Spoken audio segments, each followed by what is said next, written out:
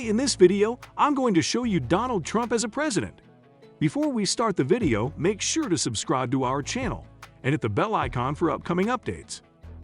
He delivered the address to an audience of several hundred supporters, club members, and gathered press in a ballroom at his Mar-a-Lago club in Florida, flanked by American flags and banners that read, "Make America Great Again." Mr. Trump said that everybody was doing great after his 4 years in office.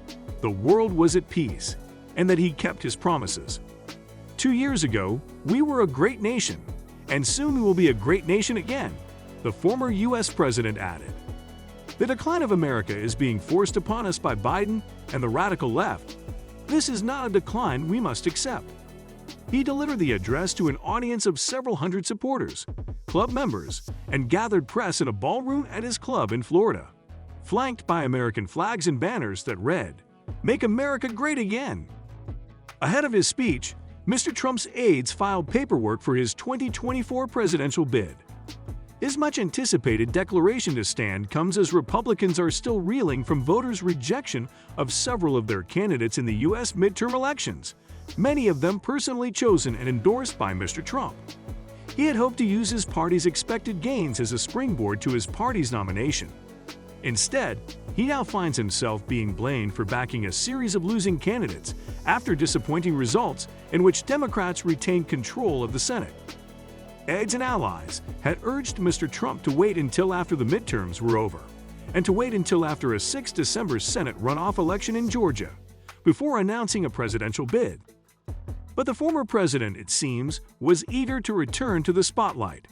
He is also hoping to stave off a long list of potential challengers, including Florida Governor Ron DeSantis, who cruised to re-election last week and is now being urged by many in his party to run for president as well. Mr. Trump has described him as Ron DeSanctimonious and dismissed him as being in desperate shape. Why U.S. midterms are a very unreliable way of predicting the next president. The midterms last week ended up being as much of a referendum on the defeated former president as they were on incumbent President Joe Biden, with more than a quarter of people, 28%, saying their vote had been made to oppose Donald Trump, even though he was no longer in office. He remains a key force in the Republican Party, but as a divisive figure after his controversial 4-year term ended with the deadly Capitol riots on 6 January 2021. He has continued to falsely claim his election defeat, which prompted the riots, was a result of fraud, and is currently facing a string of investigations, including into his tax affairs and whether he took classified documents from the White House after leaving office. However, last month, a poll found 41% of Americans viewed him favorably.